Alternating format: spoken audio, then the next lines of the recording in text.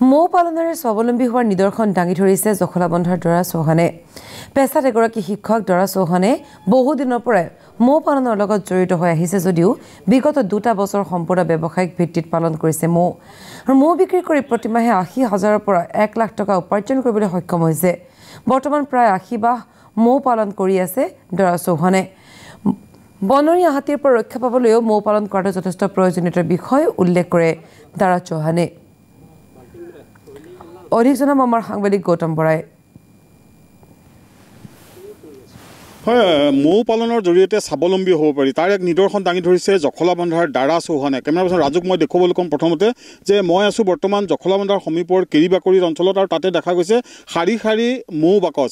মৌ ইয়াতে প্ৰায় 60 বাহ মৌ এনেধৰণে ইয়াতে ৰখা হৈছে আৰু এই মৌৰ পৰা স্বাৱলম্বী যে হ'ব পাৰি তাৰ নিদৰ্শন দাঙি ধৰিছে। এইগৰাকী হ'ল দাৰা চৌহান, জখলাবন্ধাৰ দাৰা চৌহান। তেখেত আচলতে এগৰাকী পেছাত শিক্ষক, কিন্তু তাৰ পিছতো দেখা গৈছে যে উঠি অহা চামক বা নিবনুৱাসকলক এক নিদৰ্শন দাঙি ধৰিছে যে মৌ পালনৰ জৰিয়তে কেনেধৰণে স্বাৱলম্বী হৈ পাৰে, তেওঁলোকে উপাৰ্জনৰ এক পথ হিচাপে তেওঁলোকে বাছি ল'ব পাৰে তাৰ এক নিদৰ্শন দাঙি ধৰিছে এইগৰাকী দাৰা চৌহান।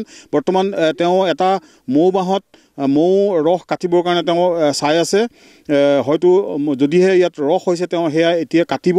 এনেধৰণে দেখা গৈছে যে কেনেধৰণে তেওঁ ইয়াত এই মৌ পালন কৰি আহিছে, কিমান দিন ধৰি কৰি আহিছে মই তেওঁৰ পৰা জানিব বিচাৰিম অকণমান। কিমান বছৰৰ পৰা আপুনি এই 40 বছৰ অধিক হৈছে। মই আগত 1976 চনৰ পৰা মৌ পুহি আহিছোঁ।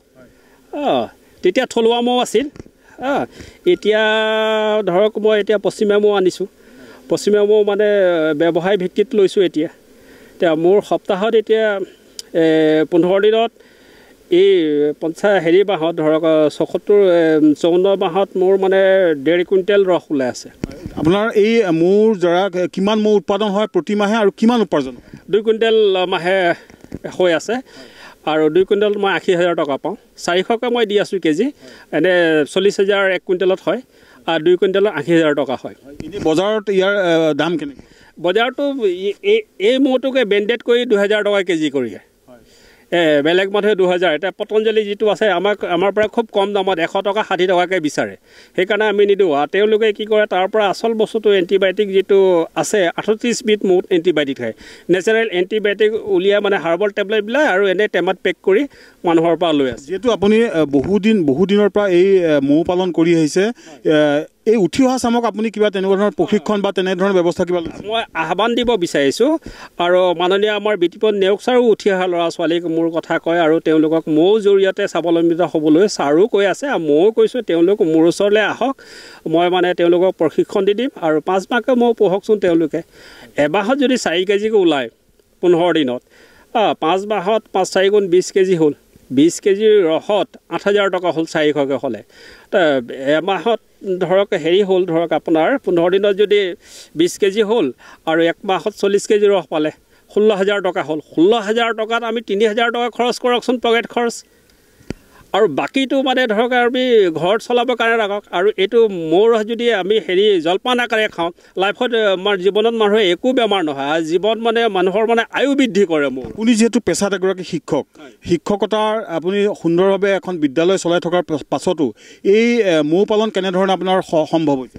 সম্ভৱ মানে মই স্কুলৰ পৰা আহি যেতিয়া যোনদিনা দেওবাৰে আৰু শনিবাৰেতো হাফছুটি পাওঁ আৰু স্কুল বন্ধ থাকে প্ৰায় কিছুমান মানে বন্ধত মই গোটেই দিনটো লাগো। দেওবাৰে মানে মৌ মাহৰ ওচৰত পাব বন্ধৰ দিনটো। বাকী দিনটোত মোৰ ভতিজাটো আছে, 3-4জন ভতিজা আছে, সিহঁতে মোক সহায় কৰি আছে, কৰি গৈ আছে। আৰু নিশ্চিতভাৱে প্ৰতি মাহত 80ৰ পৰা প্ৰায় 1 লাখ টকা তেখেতে উপাৰ্জন কৰিব পাৰে। এয়াই হ'ল দাৰা চৌহান। আৰু ইয়াৰ দ্বাৰা আমিও আহ্বান জনাম যে উঠি অহা প্ৰজন্মই যাতে এই মৌ পালনৰ জৰিয়তে তেওঁলোক স্বাৱলম্বী হ'ব পাৰে।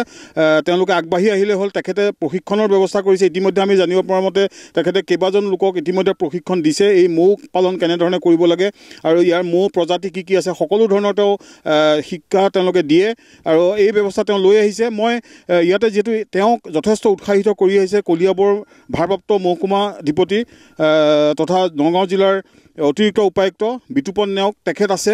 মই তেখেতৰ পৰা জানিব বিচাৰিম যিহেতু উঠি অহা প্ৰজন্মক এক নিদৰ্শন দাঙি ধৰিছে দাৰা চৌহানে মৌ পালনৰ জৰিয়তে, কি ক'ব? যিহেতু আপুনিও তেখেতক উৎসাহিত কৰিছে, নতুন চামক আগবাঢ়িবৰ কাৰণে আপুনিও যথেষ্ট ব্যৱস্থা গ্ৰহণ কৰিছে।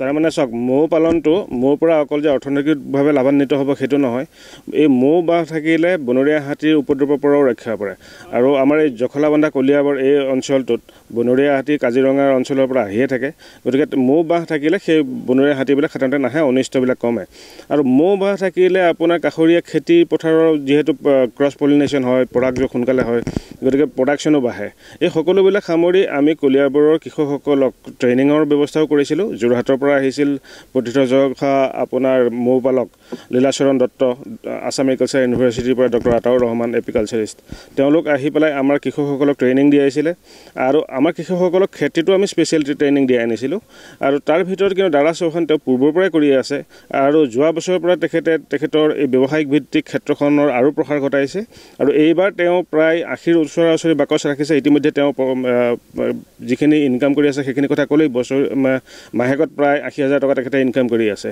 গতিকে তেখেত আমাৰ কলিয়াবৰৰ উঠি অহা প্ৰজন্মৰ কাৰণে এক আদৰ্শ হ'ব পাৰে আমি গৌতম বৰা আপোনাক ধন্যবাদ জনাইছোঁ